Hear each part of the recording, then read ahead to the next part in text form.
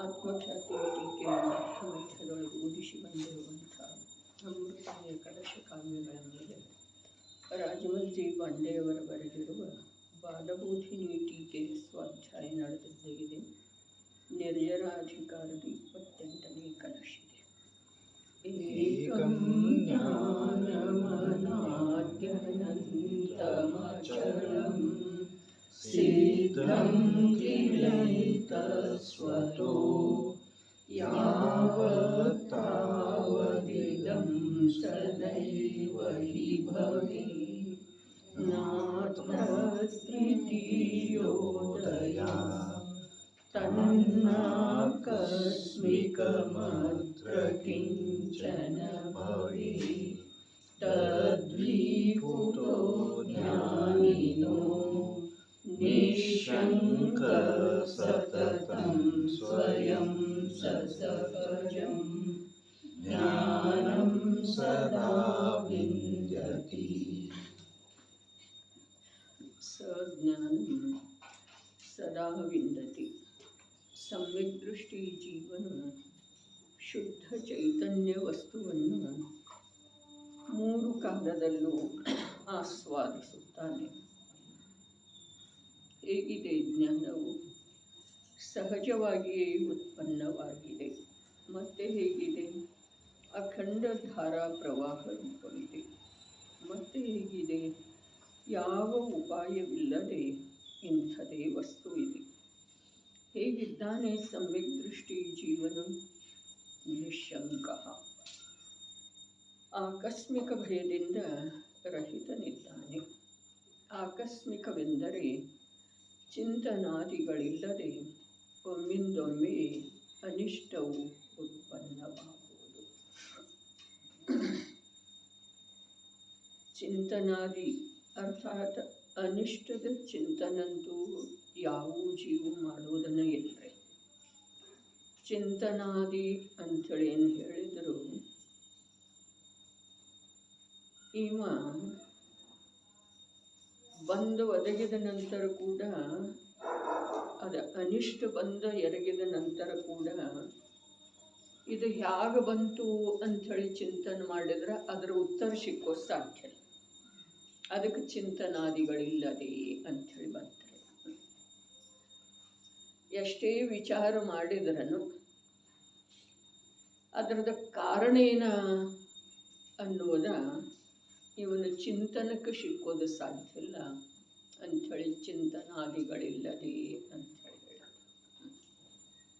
ಯಾಕೆ ಹೀಗಾಯಿತು, ಯಾವ ಕಾರಣದಿಂದ ಆಯಿತು ಅಂಥೇಳಿ ಇವು ಬೇಕಾದಷ್ಟು ಅದರದ ವಿಚಾರ ಮಾಡುವ, ಅದರ ಕಾರಣವನ್ನು ಕಂಡು ಹಿಡಿಯುವ ಪ್ರಯತ್ನ ಮಾಡ್ತಾನೆ.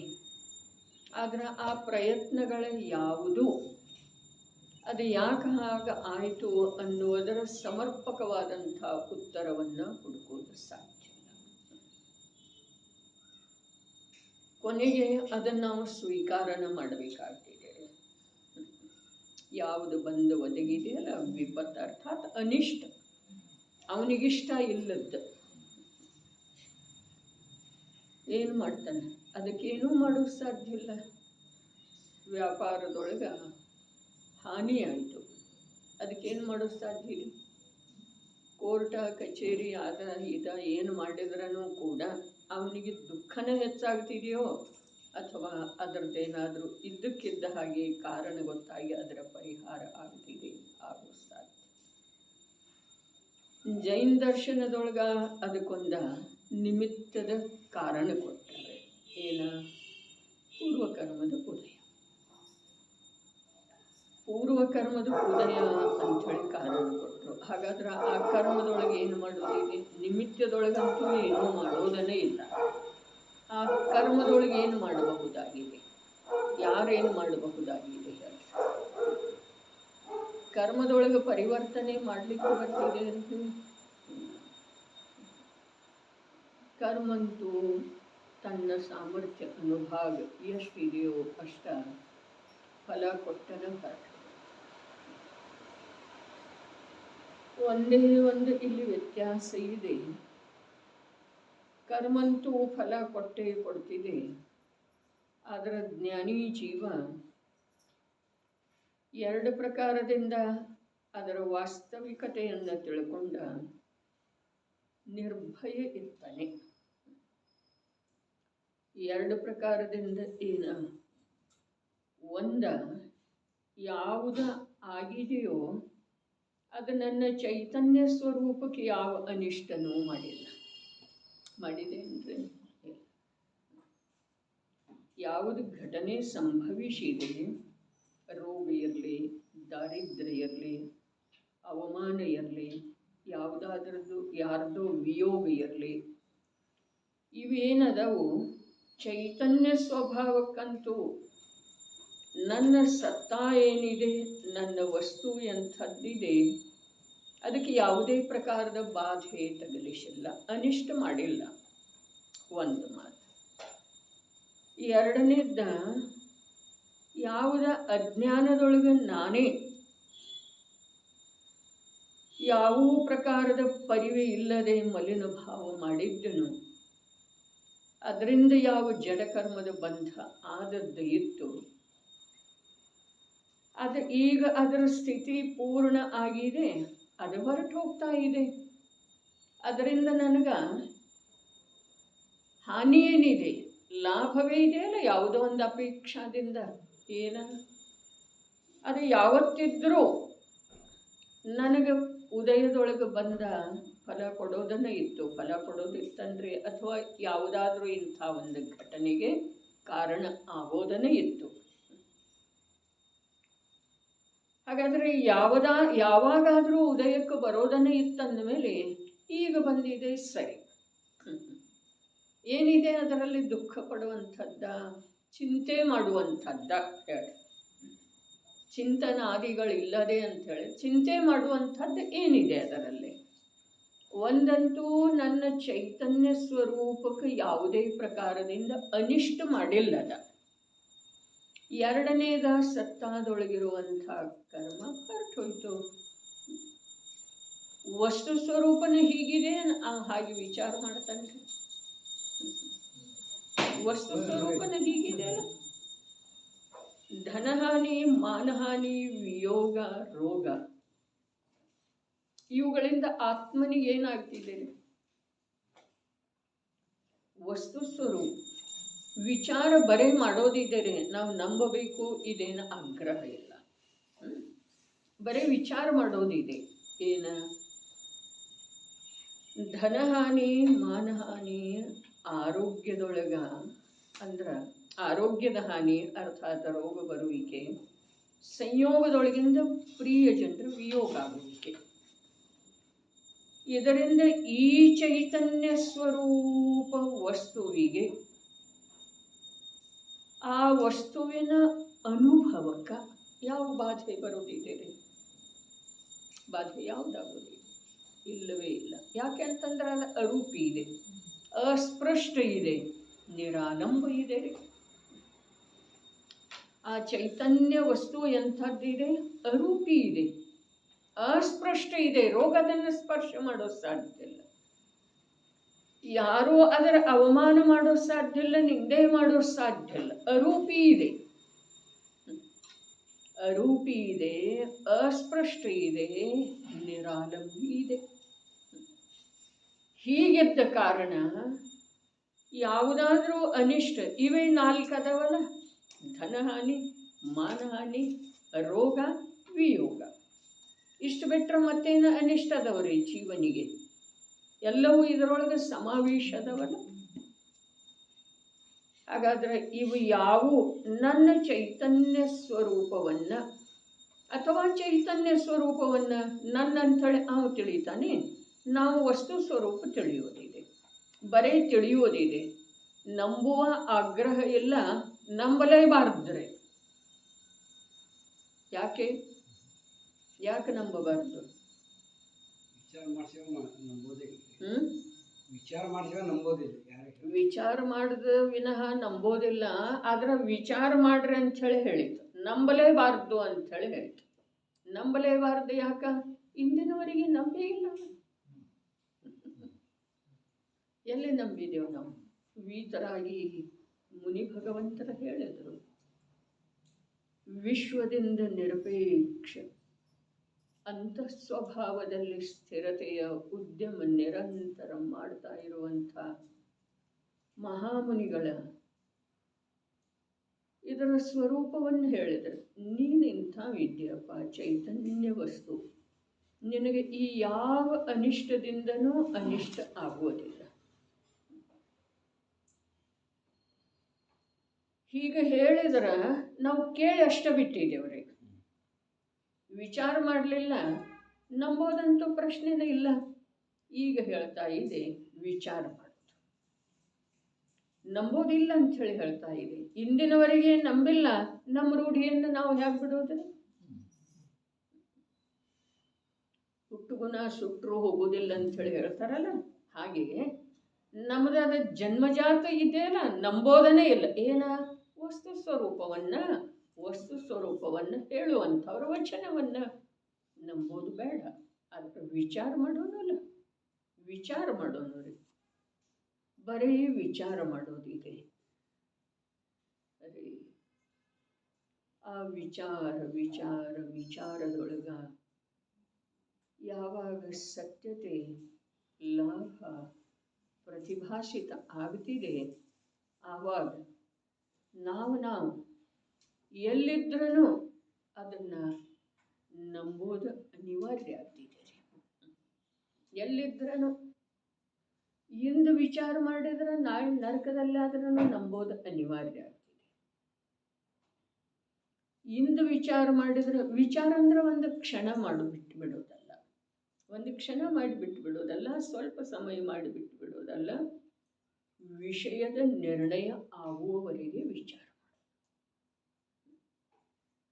ಏನ ಧನಹಾನಿ, ಮಾನಹಾನಿ, ಆರೋಗ್ಯ ಹಾನಿ, ವಿಯೋಗ ಆದ ನಂತರ ಈ ಅರೂಪಿ ಅಸ್ಪೃಷ್ಟ ನಿರಾಲಂಬಿ ತತ್ವಕ್ಕೆ ಏನಾಗ್ತಿದೆ, ಯಾವ ಬಾಧೆ ಆಗ್ತಿದೆ, ಯಾವ ಕೇಡಾಗ್ತಿದೆ. ಅನಿಷ್ಟ ಅಂದ್ರೆ ಕೇಡ. ಯಾವ ಕೇಡಾಗ್ತಿದೆ? ಯಾವುದಾದ್ರೂ ಗುಣ ನಿರ್ನಾಶ ಆಗಿ ಹೋಗ್ತಿದೆ, ಅವನು ಯಾವುದಾದ್ರೂ ಚೈತನ್ಯ ಪ್ರದೇಶ ಕ್ಷತಿ ಅರ್ಥಾತ್ ನಷ್ಟ ಆಗಿ ಹೋಗ್ತಿದೆ. ಏನು ಹೇಳ್ತಾರೆ? ಅವನ ಗುಣ ಅಥವಾ ಅವನ ಪ್ರದೇಶ ನಾಶ, ಸಂಪೂರ್ಣ ರೂಪದಿಂದ ನಾಶ, ನಿರ್ನಾಶ, ವಿನಷ್ಟ ಆಗಿ ಹೋಗ್ತಿದೆ.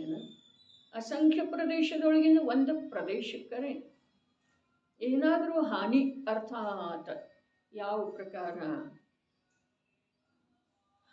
ವೃಕ್ಷದ ಎಲೆಯನ್ನು ಚಿವುಟಿದ ನಂತರ, ಟೊಂಗೆಯನ್ನು ಮುರಿದ ನಂತರ ಅದಕ್ಕೇನಿಲ್ಲ ಅಂದರೆ ಹಾನಿ ಆಗ್ತಿದೆ ಅಲ್ಲ, ಹಾಗೇನಾದರೂ ಒಂದು ಪ್ರದೇಶ, ಆತ್ಮನ ಅಸಂಖ್ಯ ಪ್ರದೇಶದೊಳಗಿಂದ ಒಂದು ಪ್ರದೇಶ ಹಾನಿ ಇಲ್ಲದಾಗಿ ಹೋಗ್ತಿದೆ ನಷ್ಟ ಆಗಿ ಹೋಗ್ತಿದೆ ಯಾವುದಾದ್ರೂ ಒಂದು ಗುಣ, ಆಕಾಶದ ಪ್ರದೇಶದ ಅನಂತ ಗುಣಿತ ಏನು ಗುಣ ಇದ್ದಾವೆ, ಅದರೊಳಗಿಂದ ಯಾವುದಾದ್ರೂ ಒಂದು ಗುಣ ಸರ್ವಥಾ ಅಭಾವಪ್ರಾಯ ಆಗಿ ಹೋಗ್ತಿದೆ ಹಾಗಾದರೆ ನನಗೆ ಆ ಅನಿಷ್ಟದ ಕುರಿತು ಭಯಪಡುವ ಅವಶ್ಯಕತೆ ಏನಿದೆ? ಇದರ ವಿಚಾರ ಮಾಡೋದು ಬರೇ ಅಂಥೇಳಿ ಹೇಳಿತು, ಬರೀ ವಿಚಾರ ಮಾಡೋದು, ವಿಶ್ವಾಸ ಮಾಡೋದಿಲ್ಲ, ಆದರೆ ವಿಚಾರ ಮಾಡೋದು. ವಿಚಾರದ ಭೂಮಿಕೆಯೊಳಗ ಈ ನನ್ನ ನೈಜ ಸ್ವರೂಪ ಮತ್ತು ಈ ಸಂಭವಿಸ್ತಾ ಇರುವಂಥ ಈ ಘಟನೆಗಳಿಂದ ನನ್ನ ಸ್ವರೂಪ ಅರೆ ಅರೂಪಿ ಚೈತನ್ಯ ನಿರಾಲಂಬಿ ಅಸ್ಪೃಷ್ಟ ಆತ್ಮತತ್ವಕ್ಕ ಯಾವ ಬಾಧೆ ಆಗ್ತಿದೆ? ಮಾನ ಯಾರದ್ದು ಹೋಯಿತು? ಯಾರೋ ನಮ್ಮನ್ನು ನಿಂದಿಸುವುದರಿಂದ, ಸಮಾಜದೊಳಗೆ ಜನ ಸಮೂಹದೊಳಗೆ ನಿಂದಿಸುವುದರಿಂದ ಆತ್ಮನಿಗೆ ಅವಮಾನ ಆಯ್ತಂದ್ರೆ ಆಯ್ತಣ್ಣ? ಇಲ್ಲ. ಯಾಕ? ಅವನು ಅರೂಪಿ ಅದನ್ನು. ಅವನನ್ನು ಹೇಗೆ ನಿಂದಿಸೋರು ನೀವು? ಯಾರು ನಿಂದಿಸೋರು? ಅವನ ಸ್ವರೂಪ ಹೇಗಿದೆ ಅನ್ನೋದಾದ ವಚನಕ್ಕನೂ ಗುರಿ ಪಡುವುದಿಲ್ಲ ಮತ್ತು ಚರ್ಮ ಚಕ್ಷುವಿಗೂ ಕಂಡು ಬರುವುದಿಲ್ಲ. ಹಾಗಾದರೆ ಅವನ ನಿಂದೆ ಯಾವ ರೂಪದಿಂದ, ಯಾವ ಶಬ್ದದಿಂದ ಮಾಡಬಹುದಾಗಿದೆ? ಯಾರು? ಸಾಧ್ಯನೇ ಇಲ್ಲ. ಧನಾದಿಗಳಂತೂ ಅವನು ಇಲ್ಲವೇ ಇಲ್ಲ, ಶರೀರ ಅವನದಿಲ್ಲವೇ ಇಲ್ಲ. ಯಾವುದು ಸಂಯೋಗಿ ಜನರದರೋ ಅವರಂತೂ ಮರದಲ್ಲಿ ಸೇರಿದ ಹಕ್ಕಿಗಳಂದದಿ. ಏನಿದೆ? ವೃಕ್ಷದ ಮೇಲೆ ಸೂರ್ಯಾಸ್ತ ಆದ ನಂತರ ಪಕ್ಷಿಗಳು ಬಂದು ಕೂಡ್ತವೆ. ಬೆಳಗಾಗ್ತಾ ಇದ್ದ ಹಾಗೆ ತಮ್ಮಷ್ಟಕ್ಕೆ ತಾವು ತಮಗೆ ಯಾವ ಕಡೆಗೆ ರುಚಿಸ್ತಿದೆಯೋ ಆ ಕಡೆಗೆ ಹೊರಟು ಹೋಗ್ತವೆ. ಅದೇ ಪ್ರಕಾರ ಈ ಭವದೊಳಗ ಕುಲವೆಂಬ ವೃಕ್ಷದ ಮೇಲೆ ಯಾವುದೋ ಗತಿಯಿಂದ ಜೀವಗಳು ಬಂದು ವಾಸ ಮಾಡ್ತವೆ. ಅವುಗಳ ಸ್ಥಿತಿ ಪೂರ್ಣ ಆದ ನಂತರ ಹೊರಟು ಹೋಗ್ತಾ ಇರ್ತವೆ. ಯಾರ ಅನುಮತಿ ಸಲುವಾಗಿ ಯಾರೂ ನಿಲ್ಲುವುದಿಲ್ಲ. ನಿಲ್ಲುತ್ತಾರೇನ್ರಿ? ಇಲ್ಲ. ಹಾಗಾದರೆ ಇದಕ್ಕೆಲ್ಲ ಭಯ ಪಡೋದ ಅವಶ್ಯಕ ಏನಿದೆ? ರೂಪಿ ಚೈತನ್ಯ ತತ್ವಕ್ಕೆ ಏನು ಹೇಳಿತು? ಅವನ ಅಸಂಖ್ಯ ಪ್ರದೇಶಕ್ಕಾಗಲಿ ಅನಂತ ಗುಣಗಳಿಗಾಗಲಿ ಯಾವುದೇ ಪ್ರಕಾರ ಈ ಅನಿಷ್ಟದ ಝಳ ತಾಗುವುದೇ ಇಲ್ಲ ಅಂದಮೇಲೆ ಸಮ್ಯಕ್ ದೃಷ್ಟಿ ಜೀವ ಭಯ ಪಡುವುದಿಲ್ಲ. ಸಮ್ಯಕ್ ದೃಷ್ಟಿ ಅಂತಂದ್ರೆ ಏನ? ಯಾವುದು ಆಗಿದೆಯೋ ಹಾಗೇ ಸಹಜ ರೂಪದಿಂದ ನೋಡ್ತಾ ಇದ್ದಾನೆ. ತನ್ನ ಸ್ವರೂಪವನ್ನು ಪ್ರತ್ಯಕ್ಷ ರೂಪದಿಂದ ಆಸ್ವಾದ ಪಡೆದು ಯಾವುದರ ಸ್ವರೂಪ ಹೇಗೆ ಇದೆಯೋ ಹಾಗೆ ನೋಡ್ತಾ ಇದ್ದಾನೆ, ಹಾಗೆ ತಿಳಿತಾ ಇದ್ದಾನೆ. ಅಂದಮೇಲೆ ಅವನಿಗೆ ಆಕಸ್ಮಿಕ ಮೊದಲಾದ 7 ಭಯಗಳ ಇರುವ ಸಾಧ್ಯತೆ ಇಲ್ಲ. ಈಗ ನಮಗೆ ಹೇಳಿತು ವಿಚಾರ ಮಾಡೋದು. ವಿಚಾರ ಮಾಡಿದ ನಂತರ ಏನಾಗ್ತಿದೆ? ವಿಚಾರ ಮಾಡಿದ ನಂತರ ವಸ್ತು ಸ್ವರೂಪದ, ತನ್ನ ಸ್ವರೂಪದ, ಆಕಸ್ಮಿಕವಾಗಿ ನಡೀತಾ ಇರುವಂಥ ಘಟನೆಗಳ ಸ್ವರೂಪದ, ಆ ಘಟನೆಗಳಿಂದ ಅಸ್ಪೃಷ್ಟನಿರುವಂಥ ಆತ್ಮನ ಸ್ವರೂಪದ ಯಾವಾಗ ಅವನಿಗೆ ಸತ್ಯತೆ ಭಾಷಿತ ಆಗುತ್ತಿದೆಯೋ ಆವಾಗ ಅವ ಅದನ್ನು ನಂಬೋದು ಅನಿವಾರ್ಯ ಆಗ್ತದೆ. ಅದರ ಸಲುವಾಗಿ ವಿಚಾರ ಮಾಡೋದು ಈಗ ಕರ್ತವ್ಯ ಇದೆ. ಏನು ವಿಚಾರ ಮಾಡೋದು? ಚೈತನ್ಯ ಸ್ವರೂಪಿ ಆತ್ಮನಿಗೆ ಆಕಸ್ಮಿಕವಾಗಿ ಏನಾಗಬಹುದಾಗಿದೆ? ಯಾವ ಅನಿಷ್ಟ ಆಗಬಹುದಾಗಿದೆ? ಆಕಸ್ಮಿಕವಾಗಿಯೂ ಆಗುವುದಿಲ್ಲ, ಯೋಜನಾಬದ್ಧವಾಗಿ ಕೂಡ ಅವನಿಗೆ ಯಾವ ಅನಿಷ್ಟ ಆಗೋದು ಸಾಧ್ಯನೇ ಇಲ್ಲ. ಅವನು ಎಷ್ಟದನು, ಹೇಗದನು ಅಷ್ಟೇ ಹಾಗೆ ಯಾವಾಗಲೂ ಉಳಿದು ಬಿಡ್ತಾನೆ. ಅರೆ, ಸಂಕುಚಿತ ವಿಕಾಸತ್ವ ಶಕ್ತಿ ಇದೆಯಲ್ಲ, ಏನು ಅದ್ಭುತ ಸಾಮರ್ಥ್ಯ ಇದೆ ಅವನ ಅಸಂಖ್ಯ ಪ್ರದೇಶಗಳ 343 ಘನರಂಚು ಪ್ರಮಾಣ.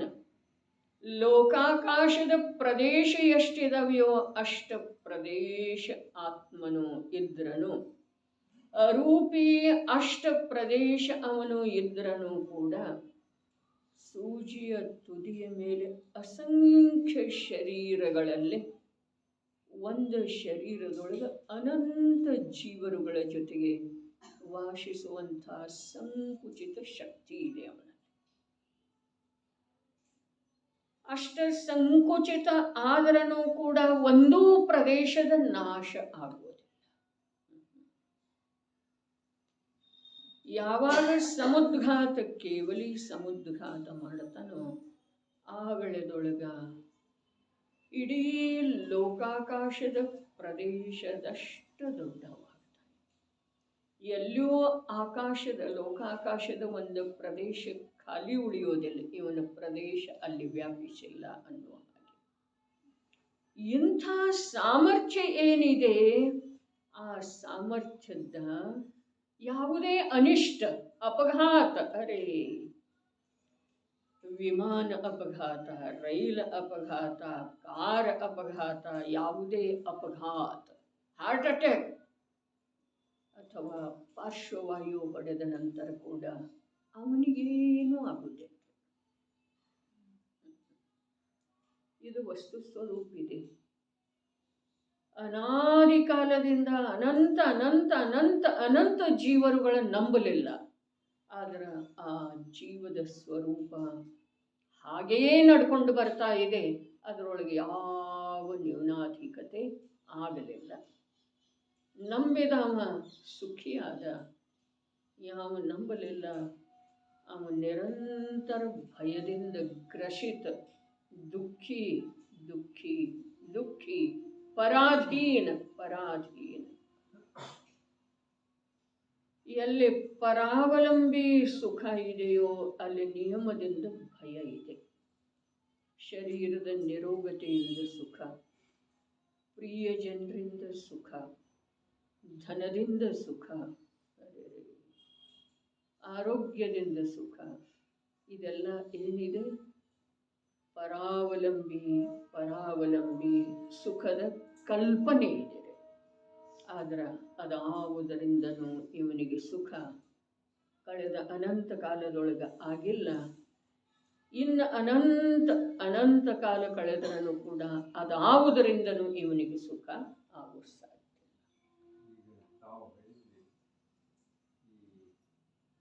ವಿಶ್ವ ತುಂಬ ಈ ಆತ್ಮ ಪ್ರದೇಶ ಇದಾಗ್ತದೆ. ಅತ್ಯಂತ ಅನಂತ ಶರೀರವಾಗಿ ಸುಧಾ ಒಂದು ಜೀವ ಸಂಕುಚಿತ ಆಗ್ತದೆ. ಅಲ್ಲಿಂದ ಇಲ್ಲಿವರೆಗೆ ತಮ್ಮದೇನು ವಿವರಣೆ ಆಯಿತು. ಅದು ವಿಚಾರ ಮಾಡಿ ವಿಚಾರದಾಗ ಸುಧಾ ಹಿಡಿಸಂಗಿಲ್ಲ. ವಿಚಾರದಾಗ ಹಿಡಿಸಂಗಿಲ್ಲ ಅರ್ಥಾತ್ ವಿಚಾರ ಮಾಡಿ ಹಿಡಿಸ್ತಿದ್ರು ನಂಬಿಕೆ ಹಂಗಾಗ ವಿಚಾರದಾಗ ಹಿಡಿಸಂಗಿಲ್ಲ ಒಮ್ಮೊಮ್ಮೆ ಅಂಥೇಳಿ ಹೇಳಿದ್ರಲ್ಲ, ಹೌದೇನಿಲ್ರಿ? ಒಮ್ಮೊಮ್ಮೆ ಹಿಡಿಸೋದಿಲ್ಲ. ಆದ್ರೆ ಹಿಡಿಸುವಷ್ಟು ಸೀಮೆಯವರೆಗೆ ನಾವು ವಿಚಾರ ಮಾಡಲಿಲ್ಲರಿ. ಅದಕ್ಕೆ ಹೇಳಿತು, ವಿಚಾರ ಎಲ್ಲಿಯವರೆಗೆ ಮಾಡುವುದ ಆಗಲಿಲ್ಲಲ್ಲ, ಸೀಮೆ ಅದು ನಿಲುಕಲಿಲ್ಲಲ್ಲ, ವಿಚಾರದ ಸೀಮೆಯೊಳಗೆ ಮತ್ತು ಮಾಡೋದು. ಯಾವುದರ ಆಧಾರದಿಂದ ಮಾಡೋದ?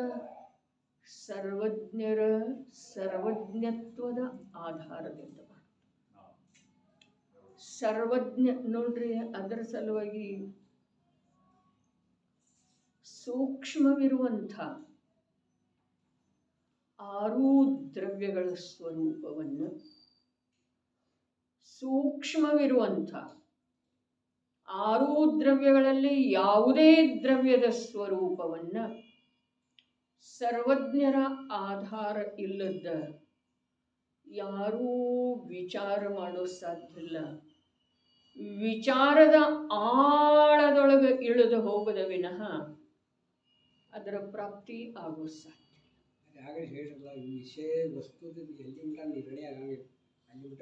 ಅಲ್ಲಿ ತನಕ ಮಾಡಲಿಕ್ಕೆ ಬೇಕು. ವಿಚಾರ ಅಂತಂದ್ರೆ ಎಷ್ಟು ವೇಳೆ ಮಾಡೋದ? ಎಲ್ಲಿಯವರೆಗೆ ಅದರ ನಿರ್ಣಯ ಪ್ರತ್ಯಕ್ಷ ಭಾಸಿತ ಆಗುವುದಿಲ್ಲವೋ ಅಲ್ಲಿಯವರೆಗೆ ಮನಪಾವೇ ವಿಶ್ರಾಮ.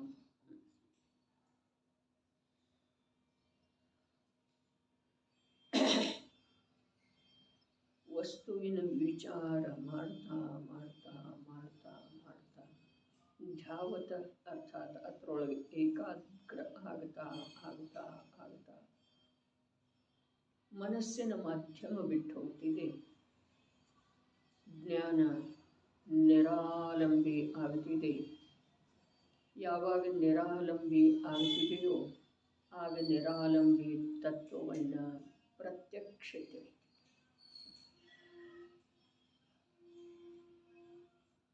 ನೋಡ್ರಿ, ಸರ್ವಜ್ಞತೆಯ ನಿರ್ಣಯ ಮಾಡುವ ಸಲುವಾಗಿ ಕೂಡ ಆಗಮದೊಳಗೆ ಒಂದು ವಿಧಿ ವಿಧಾನ ಹೇಳಿದ್ದಾರೆ.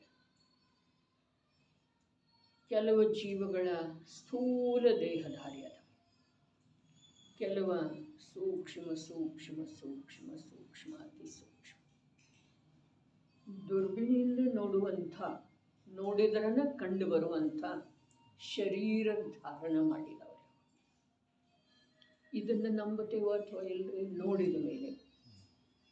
ನೋಡಿದ ಮೇಲೆ ನಂಬುತ್ತೇವೆ. ಇಲ್ಲಿ ಯಾವ ಪ್ರಕಾರ ತರತಮತೆ ಇದೆಯೋ, ನಮ್ಮ ನೋಟದ ಹಿಡಿತಕ್ಕೆ ಸಿಗುವಂಥದ್ದು ಯಾವ ಪ್ರಕಾರ ತರತಮತೆ ಇದೆಯೋ, ಅದೇ ಪ್ರಕಾರ ನಮ್ಮ ನೋಟದ ಹಿಡಿತಕ್ಕೆ ಸಿಗದೇ ಇರುವಂಥ ತರತಮತೆಯನ್ನು ನೋಡುವಂಥ ಜೀವ ಕೂಡ ಅದ. ಅವನೇ ಸರ್ವಜ್ಞ ಪ್ರಭು ಅದನ್ರಿ. ಹಾಗಾದ್ರೆ ನಾನು ನೋಡಿದ್ದ ಸತ್ಯ ಇದೆ ಅಂದಮೇಲೆ ನನ್ನಂಥವನ ವಿಶೇಷ ಜ್ಞಾನಿ, ನನಗಿಂತ ವಿಶೇಷ ಜ್ಞಾನಿ ನೋಡಿದ್ರೊಳಗ ಅಸತ್ಯದ ಸಂಶಯ ಹೇಗೆ ಮಾಡೋದ್ರಿ? ಯಾಕೆ ಮಾಡೋದು? ಹಿಂದೊಂದು ಸಲ ಹೇಳಿದ್ದಿತ್ತು, ನಮ್ಮ ವಿಚಾರಕ್ಕೆ ನಿಲುಕುವುದಿಲ್ಲ ಒಮ್ಮೊಮ್ಮೆ ಅನ್ನುವಂಥ ಶಬ್ದ. ಒಮ್ಮೊಮ್ಮೆ ಅನ್ನುವಂಥ ಶಬ್ದ ಏನಿದೆ ಅಲ್ಲ, ಇದು ಮಹತ್ವವುಳ್ಳದ್ದು ಇದೆ. ಒಮ್ಮೊಮ್ಮೆ ನಿಲುಕುವುದಿಲ್ಲ, ಆದರೆ ಒಮ್ಮೊಮ್ಮೆ ನಿಲುಕದಿದ್ರೂ ಸತ್ಯ ಅನ್ನಿಸ್ತಿದೆ ಏನಿಲ್ಲ, ಅನ್ನಿಸ್ತಿದೆ ಏನಿಲ್ಲ. ಸರ್ಪದ ಅಂಶ ಆದ ನಂತರ ಮರಣ ಆಗ್ತಿದೆ, ವಿಷ ಕುಡಿದ ನಂತರ ಮರಣ ಆಗ್ತಿದೆ. ಇದು ಸತ್ಯ ಯಾವಾಗ ಆಗೋದ್ರೆ? ನಾವು ಕುಡಿದ ಮೇಲೇನೆ. ನಾವು ಕುಡಿದ ಮೇಲೆ ನಮಗೆ ಸತ್ಯ ಆಗ್ಲಿಕ್ಕೆ ನಾವು ಇರ್ತೇವೆ ಎಲ್ಲೇ?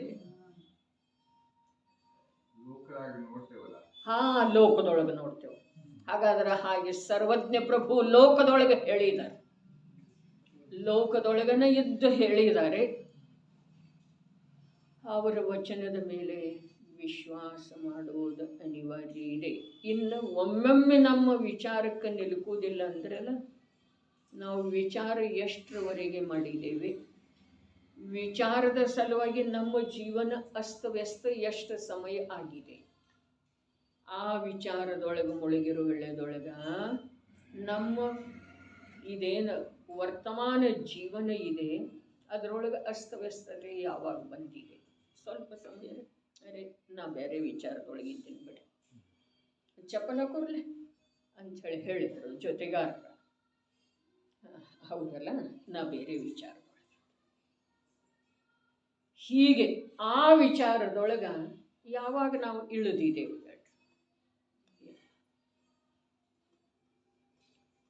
ನೋಡ್ರಿ, ಯಾವುಗಳ ವಿಚಾರ ಮಾಡುವುದರಿಂದ ಅದರಲ್ಲಿ ಯಾವ ಪರಿವರ್ತನೆನೂ ಆಗೋ ಸಾಧ್ಯ ಇಲ್ಲ.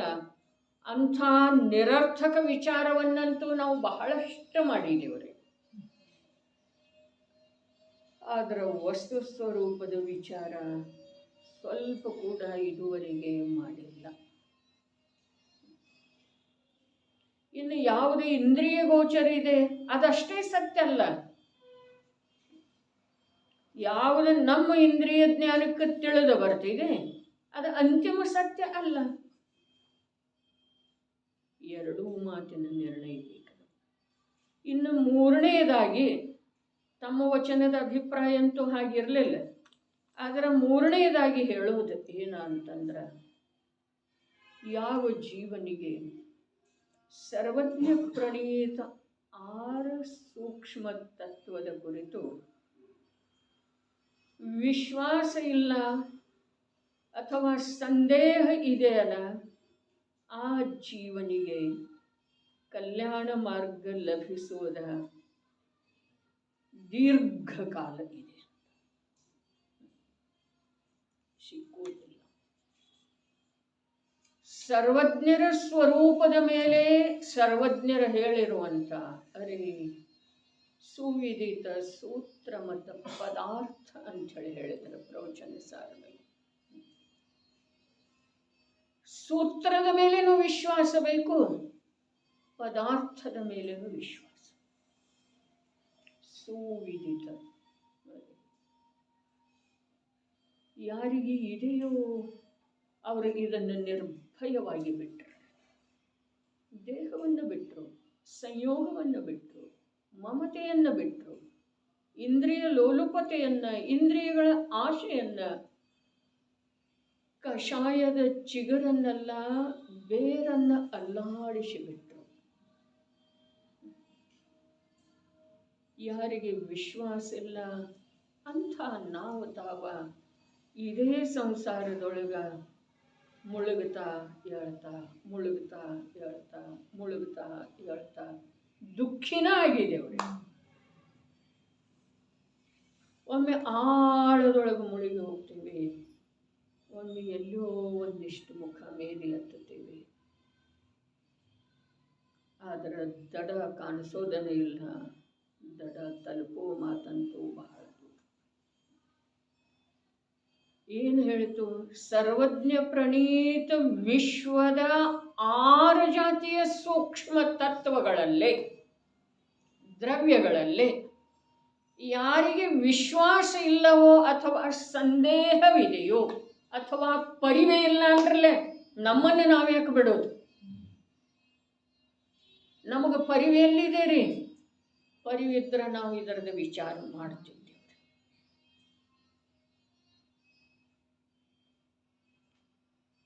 ಅವರು ದೂರಾನು ದೂರ ಭವ್ಯದರು. ಸಿಕ್ಕಿದ್ದ ಸಣ್ಣದಲ್ಲ, ಆದರೆ ಇದರಿಂದ ಅಂಶ ಮಾತ್ರ ಕೂಡ ಕಾರ್ಯ ಆಗುವುದಿಲ್ಲ. ಸಿಕ್ಕಿದ್ದ ಅವಸರ ಸಣ್ಣದಲ್ಲ, ಆದರೆ ಈ ಅವಸರದಿಂದ ಏನು ಆಗೋದಿಲ್ಲ. ಮಾಡಿದರೆ ಆಗೋದಿದೆ. ಏನು ಮಾಡೋದು? ಅರೆ ಮಾಡೋದು ಒಂದೇ ಇದೆ, ಒಂದೇ ಇದೆ. ಏನ? ವಿಚಾರ. ಯಾವುದರದ ವಿಚಾರ? ಜೀವಗಳದ್ದು. ಬರೇ ಜೀವಗಳದ್ದು ವಿಚಾರ ಮಾಡು. ಜೀವ ಯಾವುದು? ಈ ಜೀವದ ಸ್ವರೂಪ ಏನಿದೆ? ಜೀವನ್ನುವಂಥ ಶಬ್ದ ಸಂಜ್ಞೆ ಅದಕ್ಕೆ ಯಾವುದರಿಂದ ಬಂತು? ಅಜೀವದ ಸ್ವರೂಪ ಏನಿದೆ? ಅಜೀವನ್ನುವಂಥ ಸಂಜ್ಞೆ ಅದಕ್ಕೆ ಯಾವ ಕಾರಣದಿಂದ ಬಂತು? ಓಹೋ, ಇದು ಅಜೀವ ಇದೆ, ನಾನು ಜೀವಿದ್ದೇನೆ. ಈ ಪ್ರಕಾರದ ನಿರ್ಣಯ, ದೃಢ ನಿರ್ಣಯ ಮುಂದೆಂದು ಅಂದ್ರೆ ಮುಂದಿನ ಭಾವದೊಳಗೆ ಅಲ್ಲ, ಸಮ್ಯಕ್ ದರ್ಶನ ಆಗೋ ತನಕ ಅಲ್ಲ, ಮುಂದೆಂದು ಅಂದ್ರೆ ಎಂದು? ಮುಂದೆಂದೂ ಅರ್ಥಾತ್ ಅನಂತ ಕಾಲದವರೆಗೆ ಕೂಡ ಅಜೀವ ದ್ರವ್ಯದೊಳಗ ಜೀವದ ಕಲ್ಪನೆ ಮಾಡುವಂಥ ಅಕ್ಷಮ್ಯ ಅಪರಾಧ ಆಗದೇ ಇರುವ ಹಾಗೆ ವಿಚಾರ ಮಾಡಿ.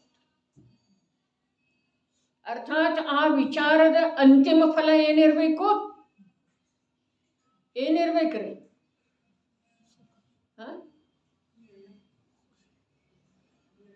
ಸಿದ್ಧಾವಸ್ಥೆ ಇರಬೇಕು. ಆ ನಿರ್ಣಯದ ಅಂತಿಮ ಫಲ ಸಿದ್ಧಾವಸ್ಥೆ. ಸಿದ್ಧಾಗುವ ಕಾರ್ಯ ಯಾವಾಗ ಮಾಡೋದಿದೆ? ಯಾವಾಗ ಮಾಡೋದಿದೆ? ಈ ಸಮಯದಲ್ಲಿ. ಏನದ ಕಾರ್ಯ? ವಿಚಾರ ಮಾಡೋದು. ಯಾವುದರ ಕುರಿತಾಗಿ? ಜೀವ ಅಜೀವದ ಕುರಿತಾಗಿ. ಮಾಡಲಿಲ್ಲ. ಅಜೀವದೊಳಗೆ ಜೀವದ ಕಲ್ಪನೆ ಮಾಡಿ ಜೀವವನ್ನ ಅಜೀವವೆಂದು ಮನ್ನಿಸಿ ಅನಂತ ಬಾರಿ ಸಂಜ್ಞೀತನವನ್ನ ನಿರರ್ಥಕ ಮಾಡಿಕೊಂಡಿದ್ದೇವೆ.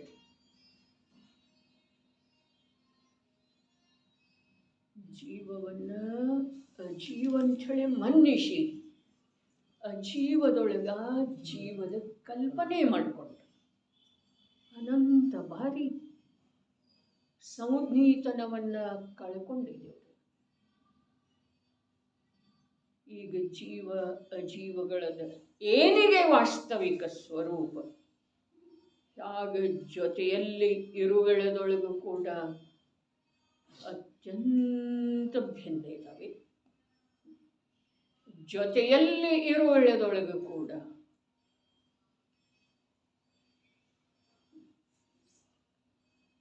ಜೀವದಿಂದ ಅಜೀವ ಇರುವಂಥ ಶರೀರ ಅತ್ಯಂತ ಭಿನ್ನ ಇದೆ. ಜೊತೆಯಲ್ಲೇ ಇದೆ. ಜೀವದ ಜೊತೆಯಲ್ಲೇ ಇದೆ. ಜೀವದ ಜೊತೆಯಲ್ಲೇ ಇದೆ. ಜೀವದ ಜೊತೆಯಲ್ಲಿ ಇರುವಂಥ ರಾಗರೂಪದ ಪರಿಣಾಮ ಜೀವದಿಂದ ಅತ್ಯಂತ ಭಿನ್ನ ಇದೆ. ಇವೆಲ್ಲ ಅಭ್ಯಾಸ, ಇವುಗಳದ್ದೆಲ್ಲ ಪ್ರತ್ಯಕ್ಷ ಅವಲೋಕನೆ, ಇವುಗಳದ್ದೆಲ್ಲ ಪ್ರತ್ಯಕ್ಷ ಅನುಭವ ಆಗುವ ರೂಪದಿಂದ ಏಕಾಂತದೊಳಗೆ ಇವುಗಳ ಚಿಂತನೆ ಮಾಡಬೇಕು, ವಿಚಾರ ಮಾಡಬೇಕು. ಅರೆ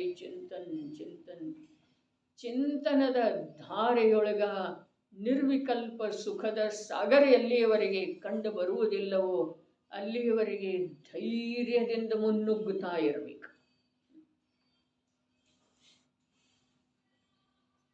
ಹೇಳಿದ್ರಲ್ಲ, ಕಾರ್ಯಕ್ರಮದ ದಿವಸ ಹೋಗೋಣ ಅಂದಳು, ಬ್ಯಾಗ್ ಹಾಕೊಂಡಳು, ಮತ್ತು ಕೆಳಗೆ ಬರೋ ತನಕ ಇಲ್ಲನ. ಆಮೇಲೆ ಏನು ಮಾಡ್ರಿ, ನೋಡಿದ್ನ ಆ ಕಡೆ ಈ ಕಡೆ, ನನ್ನ ಆಟೋ ಮಾಡ್ಕೊಂಡು ಬಂದುಬಿಟ್ಲು. ಇದು ಏನು ಮಾತಿದ್ದೀರಿ? ಅರೆ ಯಾರು ಇಲ್ಲನ ನನ್ನ ಜೊತೆ, ಈ ಜಡ ಶರೀರ ಇಲ್ಲ, ನೋಡಿದನು, ಅದು ತನ್ನ ಕಾರ್ಯನ ಮಾಡ್ತಾ ಇದೆ, ತನ್ನ ಕಾರ್ಯನ ಮಾಡ್ತಾ ಇದೆ. ಅರೆ ತನಗೆ ಹೇಗೆ ಬೇಕೋ ಹಾಗೇ ವರ್ತಿಸ್ತಾ ಇದೆ. ಬಿಟ್ಟು ಬಿಡೋದ ಚೈತನ್ಯದ ಮೇಲೆ ಚೈತನ್ಯ ಪರಿಣಾಮದ ಮೇಲೆ ಸ್ವಯಂ ಆರೂಢ ಆಗಿ ಮೋಕ್ಷದೊಳಗೆ ಹೊರಟು ಹೋಗೋದಿದೆ. ಜಡದೇಹ ಎಲ್ಲಿ ಕೊಡೋದಿದೆ ನಮಗೆ? ಜೊತೆಗಾರ ಎಲ್ಲೇ ಹೋದಿದೆ? ಅದು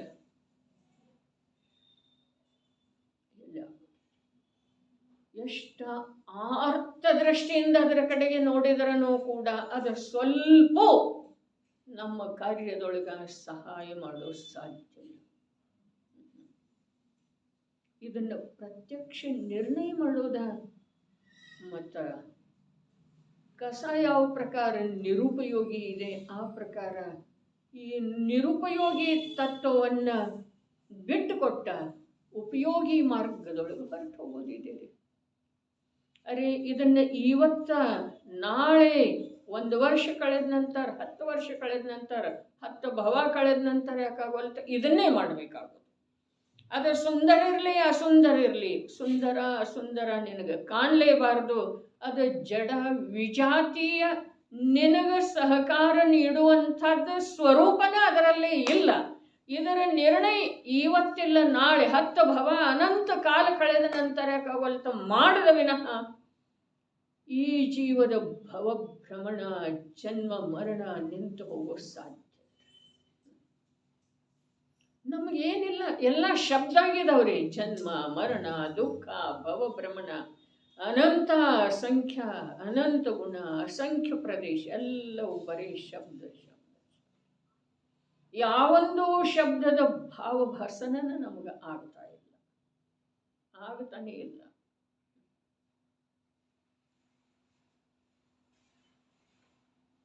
ಅರೆ ತಿಳಿದ್ರೂ ಅದು ಭಿನ್ನನೇ ಇದೆ, ತಿಳಿದಿದ್ರೂ ಭಿನ್ನನೇ ಇದೆ. ತಿಳಿದ ನಂತರ ಅದರಿಂದ ಭಿನ್ನ ಯಾವ ನನ್ನ ಸ್ವರೂಪ ಇದೆಯೋ ಅದರ ಮಹಿಮೆ ಬರಬಹುದಾಗಿದೆ. ಅದರ ಮಹಿಮೆ ಬಂದ ನಂತರ ಅದರ ಕಡೆಗೆ ಪ್ರವೃತ್ತಿ ಆಗಬಹುದಾಗಿದೆ.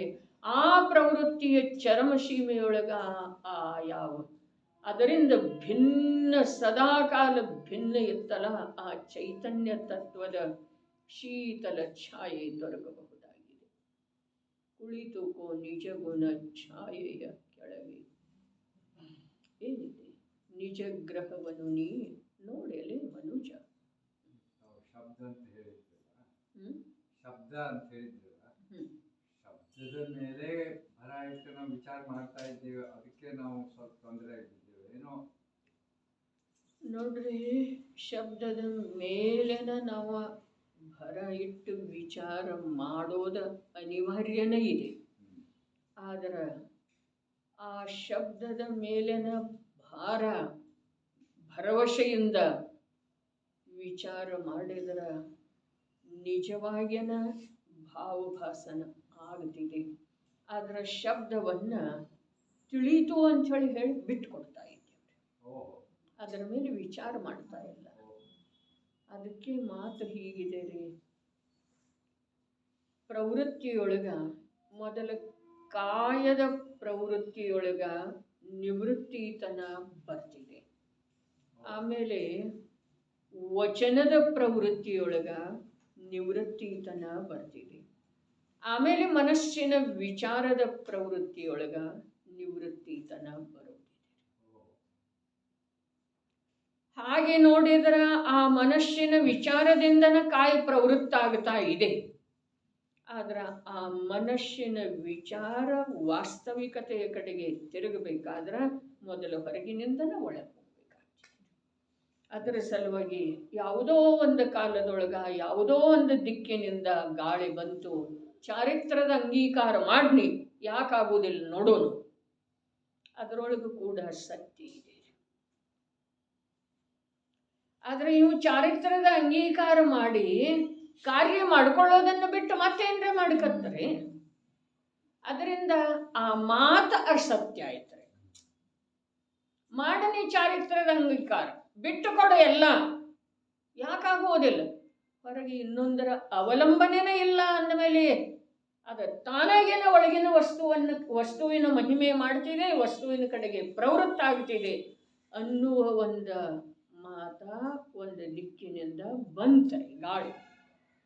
ಆದ್ರೆ ಆ ಗಾಳಿ ಕೂಡ ಪ್ರಯೋಜನಭೂತ ಆಗಲಿಲ್ಲ.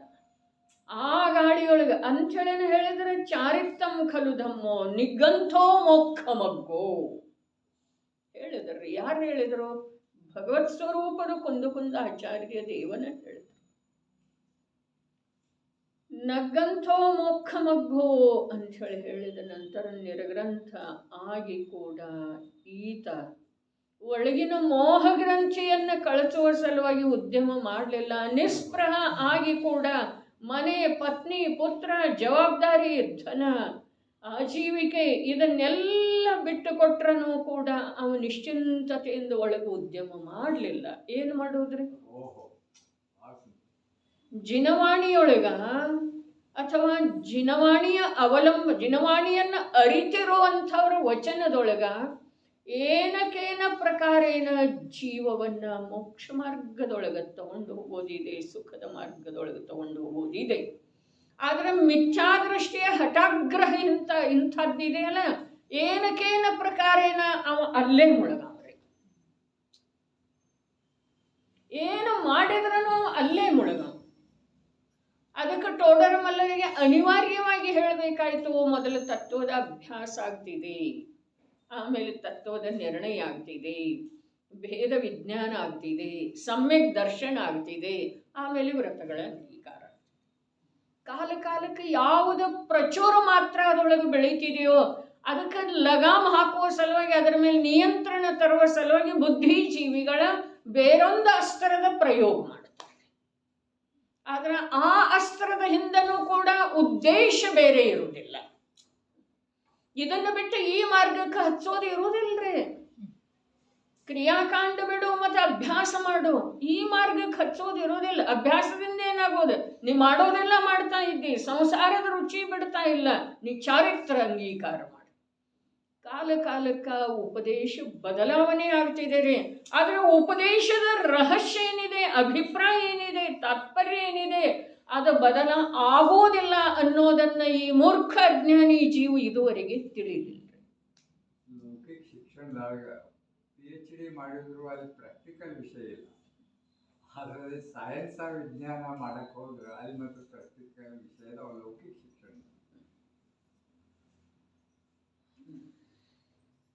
ಏನಿದೆ ರೀ? ಮಹತ್ವ ಯಾವುದಕ್ಕಿದೆ? ಚಾರಿತ್ರಕ್ಕೋ ಏನು ತತ್ವಾಭ್ಯಾಸಕ್ಕ?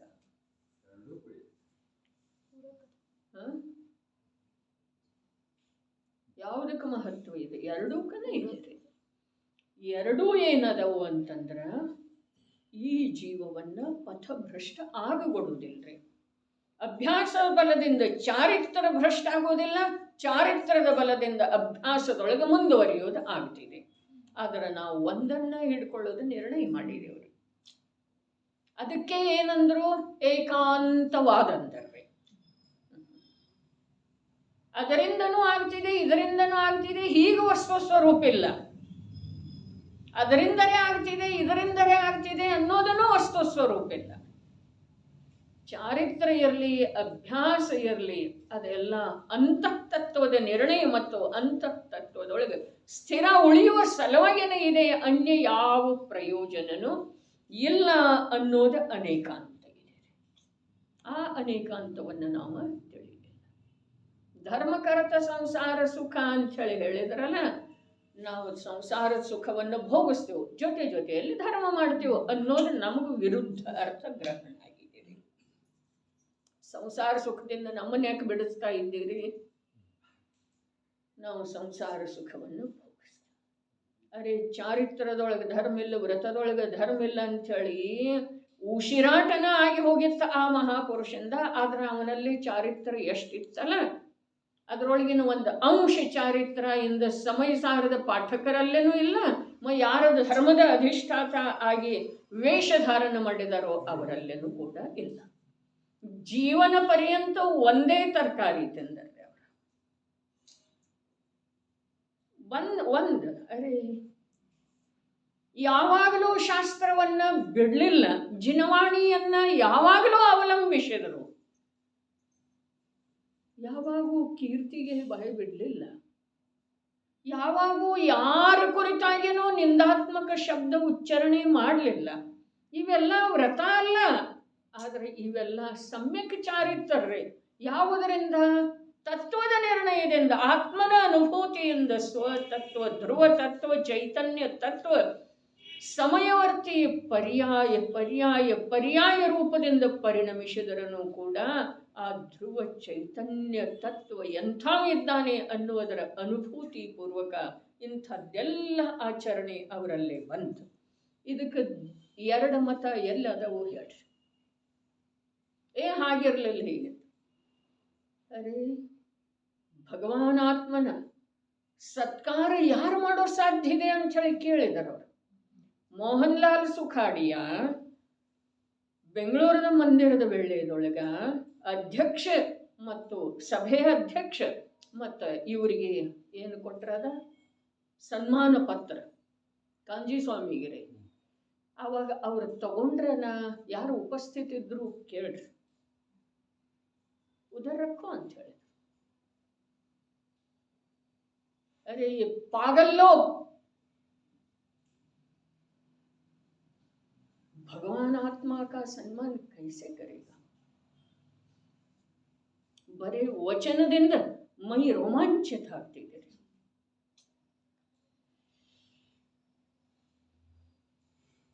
ಜೀವನದೊಳಗೆ ಪಾಪ ಎಷ್ಟು ಕಮ್ಮಿ, ಇಂದ್ರಿಯ ವಿಷಯದ ಅಭಿರುಚಿ ಎಷ್ಟು ಕಮ್ಮಿ. 6 ತಿಂಗಳದ ಮಗು ಇದ್ರೆ ಹೆಣ್ಣು ಮಗುನ ಸ್ಪರ್ಶ ಮಾಡ್ತಿರ್ಲಿಲ್ಲ ರೀ. ಅವರ ತಗೊಳ್ಳೋದಂತೂ ಯಾವ ಮಗುನೂ ತಗೊಳ್ತಿರ್ಲಿಲ್ಲ. ಆದ್ರೆ ಹೀಗೆ ಸ್ಪರ್ಶ ಮಾಡೋದ ದೀಕ್ರಾ ಹೈ ದೀಕ್ರಿ ಹೈ ಅಂತ ಕೇಳಿ ಯಾರ ಹತ್ರ ಇದೆ ಹೇಳ್ರಿ ಚಾರಿತ್ರ? ಇನ್ನು ಯಾವ್ಯಾವುದಕ್ಕೆ ಬಾಯಿ ಬಿಡ್ತಾ ಇಲ್ಲ ಶಾಸ್ತ್ರೀಯ ಓದಿದವ್ರ. ನಾನು ಯಾರ್ದು ನಿಂದೆ ಮಾಡ್ತಾ ಇಲ್ಲ, ಆದ್ರೆ ಅವ್ರ ಹೆಸರು ಇಟ್ಕೊಂಡು ನೀವು ಮಾಡ್ತಾ ಇದ್ದೀರಲ್ಲ, ಎಲ್ಲಿ ಹೋಗೋದು? ಪ್ರಭಾವನಾ ಯೋಗ ಯಾರ್ದು ಪ್ರಭಾವನ? ಎಲ್ಲಿ ಪ್ರಭಾವನ? ಯಾರು ಮಾಡಿದರು? ಎಲ್ಲಿ ಮಾಡಿದ್ರು? ಪ್ರವಚನ ಸಾರ ಪೀಯೂಷ, ಪ್ರವಚನ ಪೀಯೂಷದೊಳಗೆ ಏನೇನು ವಿಷಯ ಬರ್ತವೆ? ಅನೇಕ ಅನೇಕ ಅನೇಕ ಅನೇಕ ವಿಷಯ ಬರ್ತವೆ. ನೋಡಿದವರು ಮುಖದಿಂದ ಕೇಳಿದ್ದ ಅನೇಕ ಇದೆ.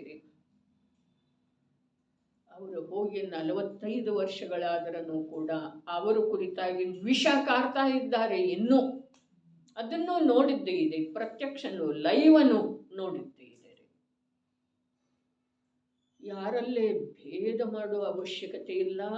ಚಾರಿತ್ರ್ಯ ಇದ್ದ ನಂತರ ಸಮ್ಯಕ್ ದರ್ಶನದ ಸಲುವಾಗಿ, ತತ್ವದ ನಿರ್ಣಯದ ಸಲುವಾಗಿ, ಅಂತಹ ತತ್ವದ ಅನುಭೂತಿಯ ಸಲುವಾಗಿ ಉದ್ಯಮ ಮಾಡೋದು ಒಂದೇ ಕಾರ್ಯ ಇದೆ, ಅನ್ಯ ಕಾರ್ಯ ಯಾವುದೂ ಇಲ್ಲ. ಧರ್ಮಾಯತನದ ನಿರ್ಮಾಣ ಮಾಡೋದು ಇದು ಮುನಿ ಜೀವನದ ಕರ್ತವ್ಯನೇ ಇಲ್ರಿ. ಯಾರ್ದ ನಿಂದೆ ಮಾಡುವ ಮಾತಿಲ್ಲ. ಇನ್ನು ಯಾರ ಶಾಸ್ತ್ರೀಯ ಓದಿದಲ್ಲ, ಹಜಾರ ವಿದ್ವಾನ್ ನಿರ್ಮಾಣ ಹುಯೇ ಹೈ ಅಂಥೇಳಿ ಅಭಿಮಾನದಿಂದ ಹೇಳ್ಕೊಳ್ತಾ ಇರುವಂಥ ಆ ಮಹಾಪುರುಷ, ಆ ಹಜಾರ ವಿದ್ವಾಂಸರ, ಹಜಾರ ಶಾಸ್ತ್ರಿಗಳ ಆ ಚಾರಿತ್ರ್ಯದ ಸಲುವಾಗಿ, ಆತ್ಮನ ಅನುಭೂತಿ ಪೂರ್ವಕ ಆತ್ಮಸ್ಥಿರತೆಯ ಸಲುವಾಗಿ ಒಂದು ಅಂಶ ಮಾತ್ರ ಕಾರ್ಯ ಮಾಡೋದನ್ನು ಯಾರು ನೋಡಿದಿರ ಹೇಳಿ. ಓದಿಸ್ತೇವೆ ನಾವು. 72 ಗ್ರಂಥಗಳ ಅಧ್ಯಯನ ಮಾಡಿಸ್ತಾರೆ ಅಲ್ಲಿ 5 ವರ್ಷದೊಳಗ. ಅದರ ಫಲ ಏನ? ಅದರ ಫಲ ಏನ? ಅಂತರ್ಮುಖ ಅಂತರ್ಮುಖ ಅಂತರ್ಮುಖ ಪುರುಷಾರ್ಥದಿಂದ ಆತ್ಮತತ್ವವನ್ನು ಪ್ರತ್ಯಕ್ಷ ಅನುಭವಿಸೋಣ. ಮತ್ತು ಎಷ್ಟು ಸಾಧ್ಯದೆಯೋ ಅಷ್ಟು ಚಾರಿತ್ರ್ಯದ ಅಂಗೀಕಾರ. ಆದರೆ ಇಂದ ಶಾಸ್ತ್ರೀಯ ಓದಿದ ಅದೆಷ್ಟೋ ಜೀವರುಗಳಲ್ಲೇ ಸಾಮಾನ್ಯ ಸದಾಚಾರ ಕೂಡ ಇಲ್ಲ. ಸಹಜನೂ ಆಗ್ತೈತಿ, ಸ್ವಾಭಾವಿಕವೂ ಆಗ್ತೈತಿ. ಸಹಜ ಮತ್ತು ಸ್ವಾಭಾವಿಕ ಮತ್ತು ಅವ್ರವ್ರ ಕರ್ಮ ಪ್ರಕಾರ ಅದು ಎಳೆದು ಐತೈತಿ. ಯಾಕಂದ್ರೆ ವೃಷಭನಾಥನ ಮರೀಚಿನೂ ಹುಟ್ಟಿದ ಎಲ್ಲ ಪ್ರಕಾರ ಇದೆ. ಆದ್ರೆ ಇದರಿಂದ ಇದು ಧರ್ಮ, ಇದು ಮಾಡಬೇಕು ಅನ್ನುವ ಹಠ ಏನಿದೆ ಅಲ್ಲ, ಅದು ಬೇಡ ಅಂತೇಳಿ ಇಷ್ಟೇ ಹೇಳ್ತಾ ಇದ್ದಾರೆ. ಸ್ವಾಭಾವಿಕ ಇದೆ, ಸಹಜ ಇದೆ, ಸ್ವತಂತ್ರತೆ ಇದೆ, ಕಾಲಲಬ್ಧಿ ಇದೆ, ಕರ್ಮದ ಉದಯ ಇದೆ, ಎಲ್ಲ ಇದೆ. ಆದ್ರೆ ಅದರ ಬಗ್ಗೆ ಇದರಿಂದನ ಆಗ್ತಿದೆ, ಇದ ಬೇಕು, ಯಾವುದರ ಕುರಿತಾಗೇನೋ ಹಠ ಇಲ್ಲ. ಮಧ್ಯವರ್ತಿಗಳ ಹಠ ಮಾಡ್ತಾರೆ. ಅವ್ರು ಮಾಡೋರು ಬೇರೆ, ಚಾರಿತ್ರ ಮಾಡಿದವ್ರು ಬೇರೆ, ಮಾಡ್ತಾ ಇದ್ದವ್ರು ಬೇರೆ ಇದ್ದಾರೆ, ಶಾಸ್ತ್ರಾಭ್ಯಾಸ ಇವು ಮಧ್ಯವರ್ತಿಗಳ್ರಿ. ಇದ ಸತ್ಯ ಅಂತಾರು, ಇದ ಸತ್ಯ ಅಂತಾರು ಅಥವಾ ಇಲ್ರಿ, ಅವ್ರೆಷ್ಟು ಅಂತಾರು ಗೊತ್ತಿಲ್ಲ. ಆದ್ರೆ ಅವ್ರ ಹಿಂಬಾಲಕರದಾರಲ್ಲ ಅವ್ರ. ಅದರಿಂದ ಹಾನಿ ಯಾರದ್ರಿ? ಯಾರು? ಸ್ವಂತದ್ದಲ್ಲ. ಧರ್ಮ ಹೋಗ್ತಾ ಸಿಗುವುದಿಲ್ಲ. ಧರ್ಮದ ಸಲುವಾಗಿ ಒಂದೇ ಒಂದು ಕರ್ತವ್ಯ ಇದೆ. ಆಗಮದ ಅಭ್ಯಾಸ ಗುರುಮುಖದಿಂದ ಮಾಡಬೇಕು, ಅಥವಾ ಯಥಾರ್ಥವಾಗಿ ತಿಳ್ಕೊಂಡು ಮೊದಲಂತೂ ಗುರುಮುಖದಿಂದನೇ ಮಾಡಬೇಕು. ಯಥಾರ್ಥವಾಗಿ ನಿರ್ಣಯ ಎಲ್ಲಿಯವರೆಗೆ ಆಗುವುದಿಲ್ಲ. ಕಷ್ಟ ಏನಿಲ್ಲ. ಜೀವ ಬೇರೆ, ಉದ್ಗಲ ಬೇರೆ. ಜೀವದಿಂದ ಅಜೀವ ದ್ರವ್ಯ ಭಿನ್ನ ಇದೆ. ಇಷ್ಟ ನಿರ್ಣಯ ಜೀವನದೊಳಗ ಆಯ್ತು ಅಂತಂದ್ರೆ ಜೀವನ ಸಫಲ ಇದೆ. ಎಷ್ಟು ಗ್ರಂಥ ಓದ್ಬೇಕು ಅದರ ಸಲುವಾಗಿ ಅನ್ನೋದೇನು ಮುಖ್ಯತೆ ಇಲ್ಲ. ಯಾವ್ಯಾವ ವ್ರತ ತಗೊಳ್ಬೇಕು, ಎಷ್ಟು ದಾನ ಕೊಡಬೇಕು, ಮುಖ್ಯತೆ ಇಲ್ಲ. ಅವು ಯಾವುವು ಧರ್ಮದ ಆಧಾರ ಅಲ್ಲ. ಆದರೆ ಧರ್ಮ ಮಾರ್ಗದೊಳಗೆ ಹೋಗ್ತಾ ಇರೋ ವೇಳೆದೊಳಗೆ ಅವೆಲ್ಲ ಅವನಲ್ಲಿ ಒಂದಲ್ಲ ಒಂದು ವಿಶೇಷ ರೂಪದಿಂದ ಕಾಣ್ತಾ ಇರ್ತವೆ. ಇವನಿಗೆ ಮಾರ್ಗನೇ ಇಲ್ಲ. ಮತ್ತು ಆ ವಿಶೇಷಗಳು ಎಷ್ಟು ವೇಳೆ ಇವನ ಹತ್ರ ಇರುವುದು.